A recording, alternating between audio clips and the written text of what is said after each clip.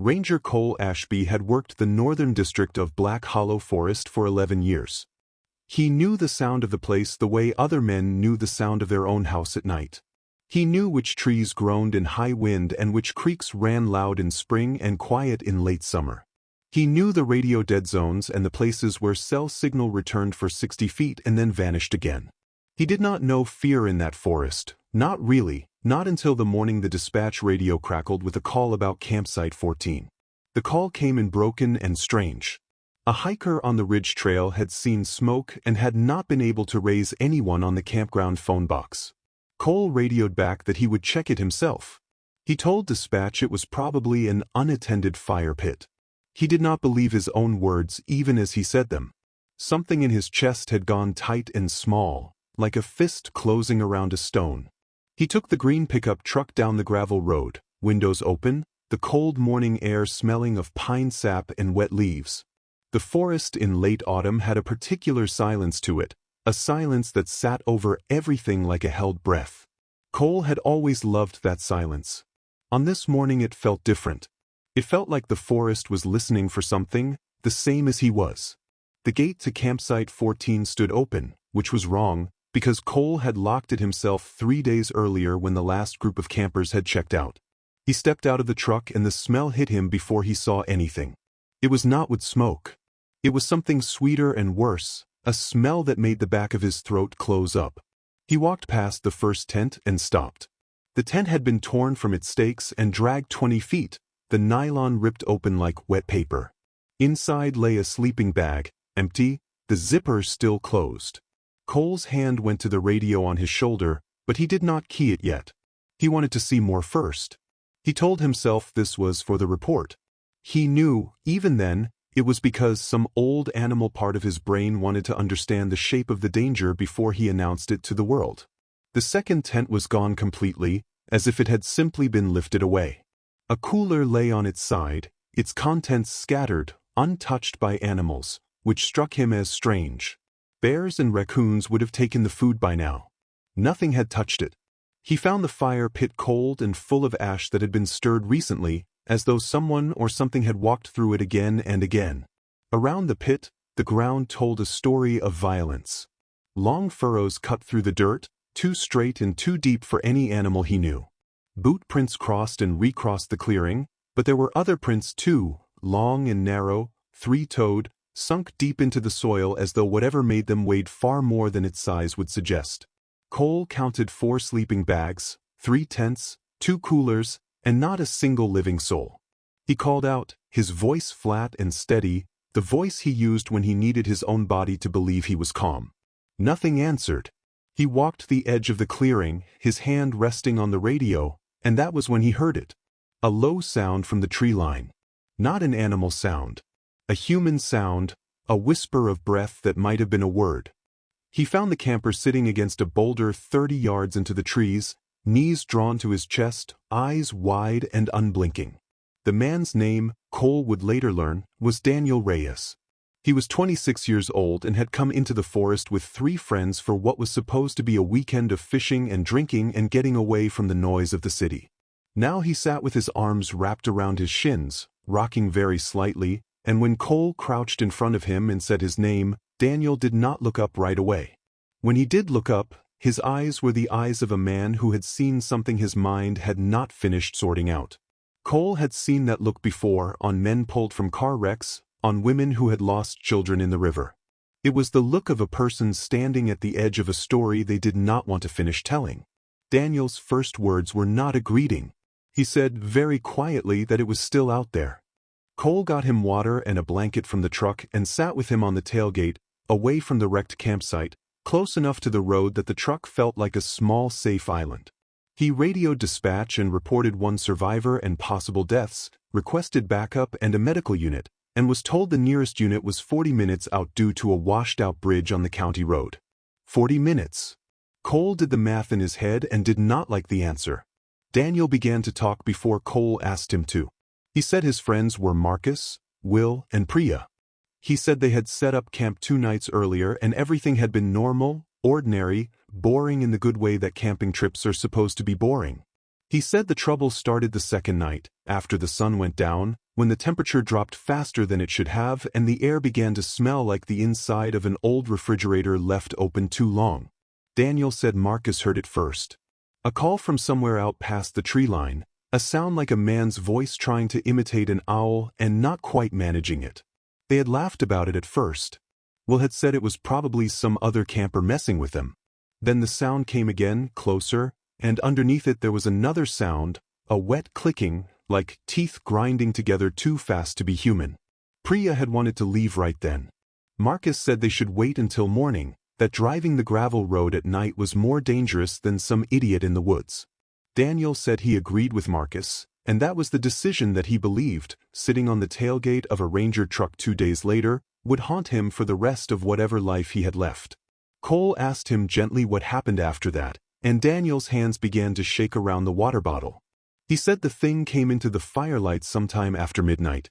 He said it walked like a man walks, upright, but wrong somehow, too tall, the joints bending in places joints were not supposed to bend.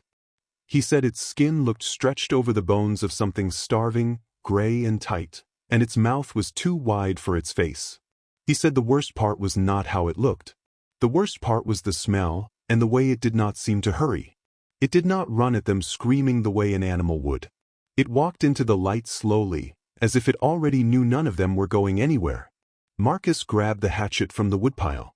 Daniel said that was the last clear memory he had of Marcus standing.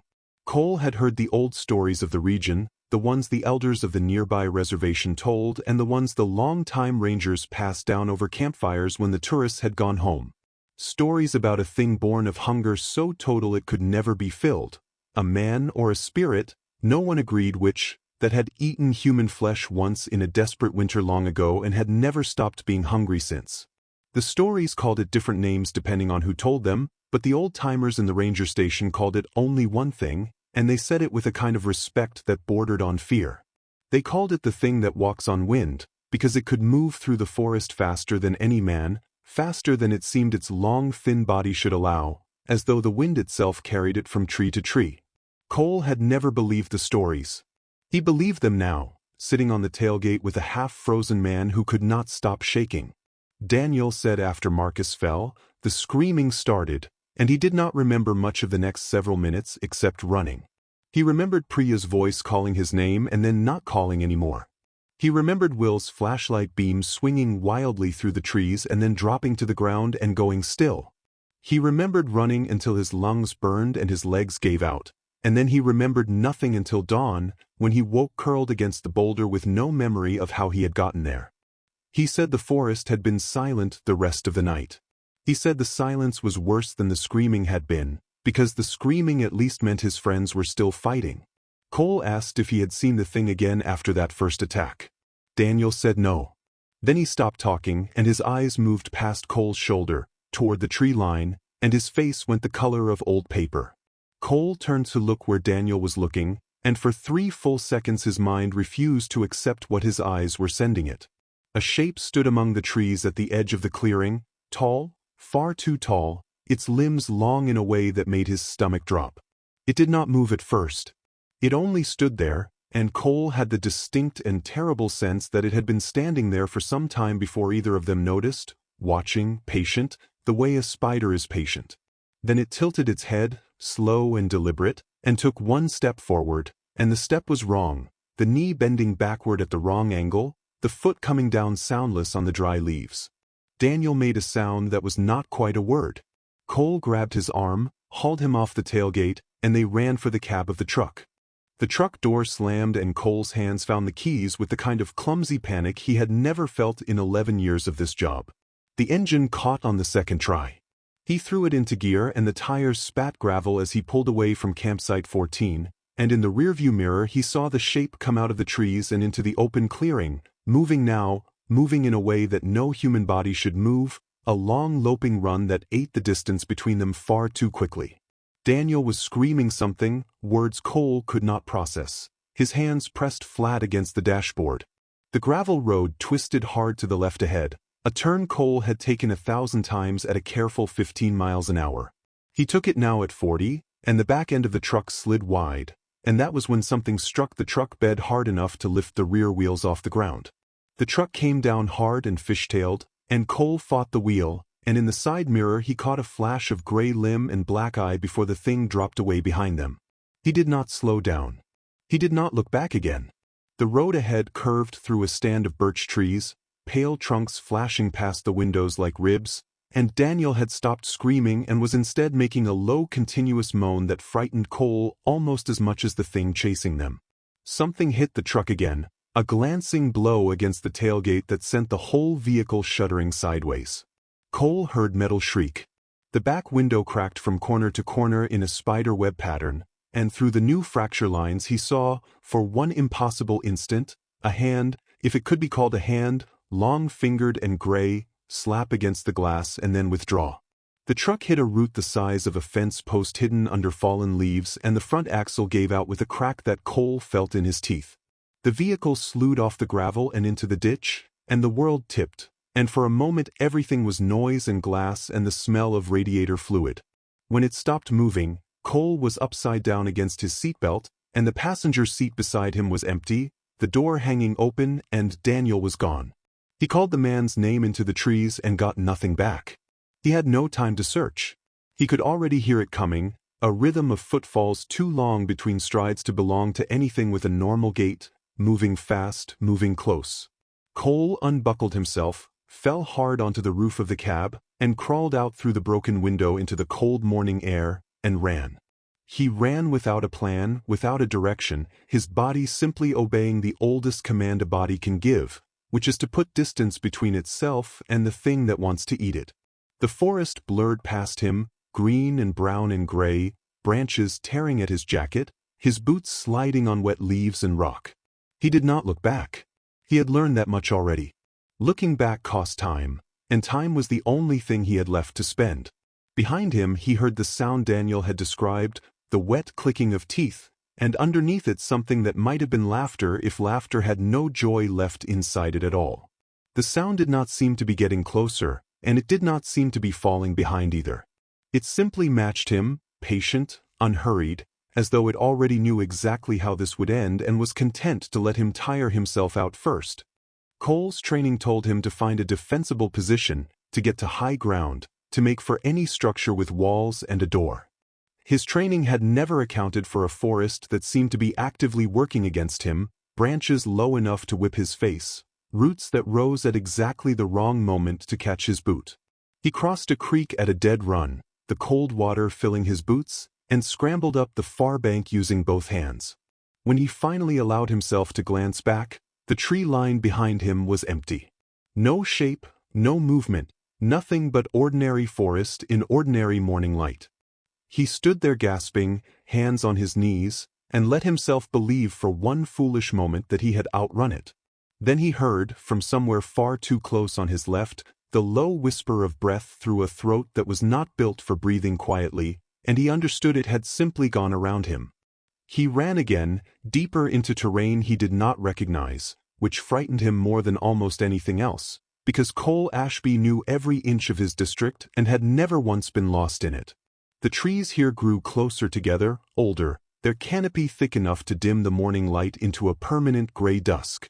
His radio had been lost somewhere in the crash. His phone had no signal. He had his folding knife, the clothes on his back, and nothing else. By midday he forced himself to stop and think instead of run. He found a hollow beneath an overturned tree and sat inside it, catching his breath, listening to the forest. He heard birds. He heard wind moving through high branches. He did not hear the clicking sound, and for the first time in hours he allowed himself to consider that perhaps it had lost interest, or lost his trail, or simply gone back for easier prey.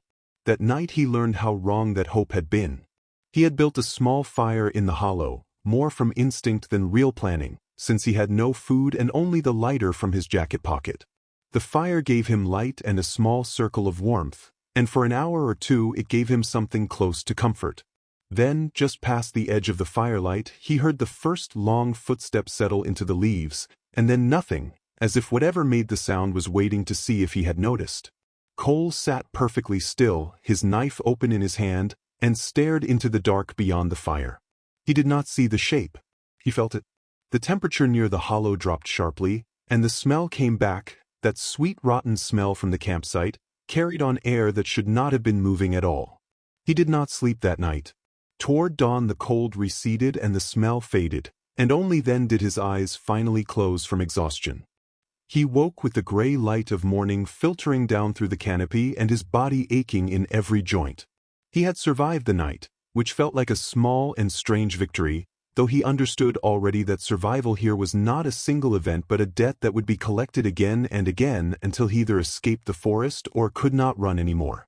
He spent that second day moving in what he hoped was the direction of the main road, navigating by the angle of the light since his compass had gone down with the truck. He found a stream and drank from it, cupping the cold water in his hands, and ate a handful of wild berries he recognized as safe from years of ranger training, though they did little against the hollow ache in his stomach. Twice that day he heard a long low call drift through the trees, distant, almost mournful, and both times he froze until it passed. By the third day, hunger and exhaustion had begun to blur the edges of his thinking. He found himself talking aloud, narrating his own movements the way he might narrate them to a trainee, simply to hear a human voice, even his own. He told himself this was a known psychological response to isolation and stress. He told himself rangers were trained to expect this. The telling helped less than he wanted it to. He came across a sign nailed to a tree, weathered and half-rotted, marking a boundary trail he did not recognize from any of his maps. The sight of human handiwork, however old, lifted something in his chest, a small flare of hope that the world of roads and people was not so far away after all. He followed the direction the sign seemed to indicate, walking until the light failed, and that night he did not bother trying to build a fire. He had begun to suspect the fire only told the thing exactly where to find him. On the fourth day he found the remains of an old hunting blind, a wooden platform built into the crook of a large oak, its boards gray and soft with rot but still holding weight. He climbed into it and sat with his back against the trunk, his legs hanging over the edge, and from that height he could see for the first time in days, a slow unbroken stretch of forest in every direction, no road, no clearing, no sign of the world he had come from. It was from this height that he finally saw the thing clearly in daylight, far below, moving between the trees in long unhurried strides, never quite looking up, as though it knew exactly where he was and simply preferred not to rush the matter. Cole watched it for nearly a full minute before it passed out of sight, and in that minute he understood, with a clarity that frightened him more than the chase ever had, that this had never been a chase at all. It had been a herding. He stayed in the blind until well after dark, too afraid to move, watching the tree line for any sign of movement. None came. Around midnight he allowed himself to doze, and in that thin, uneasy sleep he dreamed of Daniel Reyes sitting against the boulder, and in the dream Daniel's mouth opened too wide and his eyes were the wrong color, and Cole woke with his heart slamming against his ribs and his hands gripping the rotten boards so hard a splinter drove into his palm. He climbed down before sunrise and continued in the direction the old sign had pointed, though by now he had begun to doubt his own sense of direction entirely. The forest seemed, impossibly, to fold back on itself, presenting him with the same fallen log, the same split boulder, more than once across more than one day, until he no longer trusted his own eyes to tell him whether he was making progress or simply walking in a long, slow circle drawn by something that wanted him tired and turned around. Hunger had become a constant companion by the fifth day, a low ache that made his thoughts slow and strange. He ate more berries, a few that he was less certain about, and was sick afterward, which cost him strength he could not afford to lose.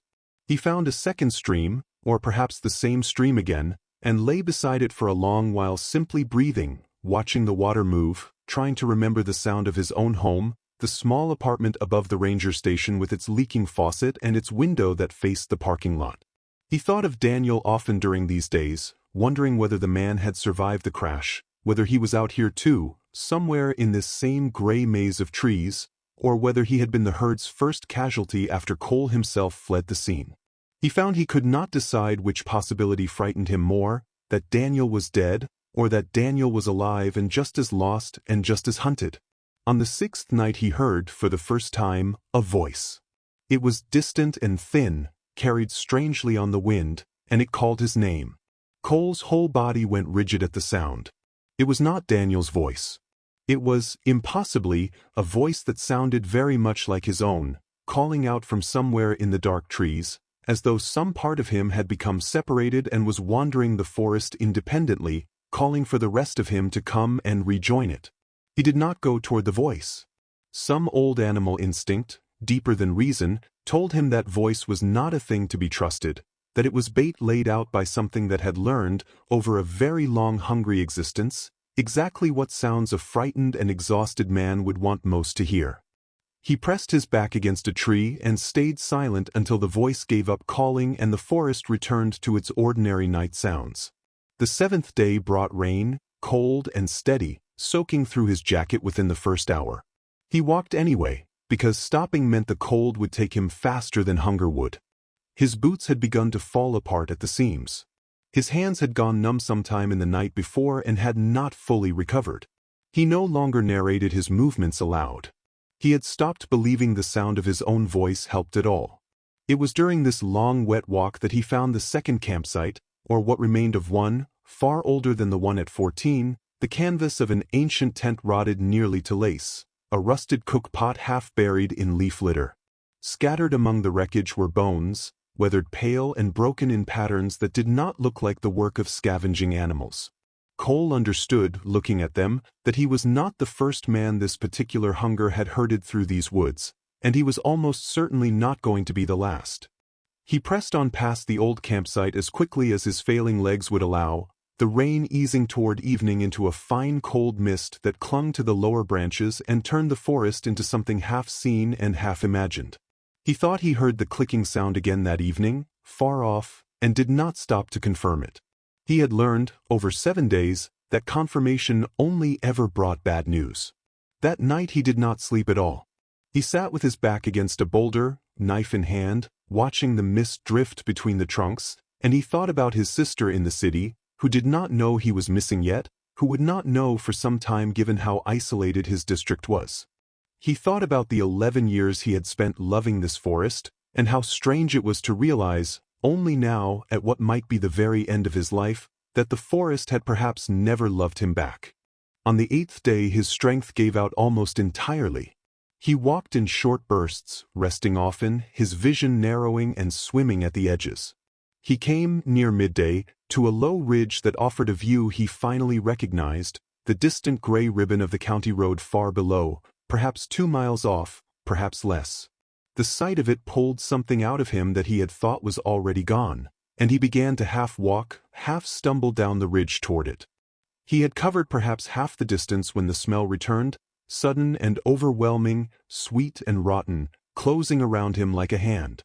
He turned, and it was standing perhaps 30 feet behind him, no longer hiding, no longer pretending distance, its long gray body utterly still except for its head, which tilted slowly to one side, studying him the way a man might study an animal he has already decided to kill and is simply choosing the moment. Cole ran for the road with whatever strength his body had left to give him, which was very little, and the thing did not run after him immediately. It walked, unhurried, exactly as Daniel had described it walking into the firelight 8 days earlier, because it already understood there was nowhere left for him to go that it could not reach first. Cole's legs gave out twice on the slope, and twice he forced himself back up, his palms torn open on rock and root, his breath tearing ragged in his chest. He reached the bottom of the ridge with the road in sight through a final screen of brush, close enough now that he believed, for one desperate heartbeat, that he might actually make it. Then something vast and cold closed around his shoulder from behind, fingers too long and too many jointed, and the strength in that grip was not the strength of anything that should walk on 2 legs at all. He was pulled backward off his feet before he could finish drawing breath to scream, and the last clear thought Cole Ashby had, the very last one, was not of fear, strangely enough, but of the old stories the senior rangers used to tell around the station stove, the ones about a hunger so complete it could never be filled, born in some terrible winter long before any road had ever been cut through these trees. He understood, in that final instant, exactly why the old-timers had always said its name with respect rather than scorn. It was not a monster in the way a bear or a wolf was a monster. It was a debt, ancient and patient, and the forest had simply decided, after 11 quiet years, that Cole Ashby owed it payment. What happened after that, no instrument or witness ever recorded, and it is better, perhaps, that no one ever will. 3 weeks later, a search team working the grid south of Black Hollow Forest found the wrecked Ranger truck still resting in the ditch where Cole had left it, the cab long since stripped by weather and animals. They found, a half-mile from the truck, a torn green jacket with the Ranger service patch still sewn to the shoulder, caught on a low branch as though it had been pulled from a running man's back. They never found Cole Ashby himself, nor did they ever find Daniel Reyes or his 3 friends, beyond a few scattered and weathered remains too damaged to tell a complete story. The official report listed the deaths as the result of a large predator animal, likely a bear displaced from its territory by the season's early cold. The Rangers who had worked alongside Cole for 11 years read that report and said nothing, because there was nothing useful to say to a county board that did not want to hear the older stories, the ones about a hunger that wears the shape of a man and walks on wind through the deep trees, choosing one traveler at a time, slow and patient, never in any particular hurry, because it always, eventually, gets there. The campground at Site 14 was closed permanently the following spring, the access road gated and the old signs taken down. A new ranger, a young woman named Sarah Voss, was assigned to the Northern District that same year, and on her first week walking the boundary trail with the retiring senior ranger, he stopped her at the edge of the old gravel road and told her, plainly and without embellishment, never to camp past the second ridge after the first hard frost of autumn, no matter what the maps said about the trail being safe. She asked him why, the way any new ranger would ask, expecting some old joke about black bears or restless tourists. He did not laugh when he answered her. He told her about a man named Cole Ashby, who had loved this forest for 11 good years before the forest decided it was done sharing him with the rest of the world. He told her the old stories were not there to frighten children. They were there because somebody, a very long time ago, had survived long enough to leave a warning behind, and every ranger after that had the simple and serious job of passing it forward, unchanged, to whoever came next. Sarah Voss never camped past the second ridge after first frost. Not once, not in all the years she wore the uniform, and she made certain, in turn, to tell the next ranger the very same thing. If you liked this video, please leave a comment about what I should do next. I hope you enjoyed the story.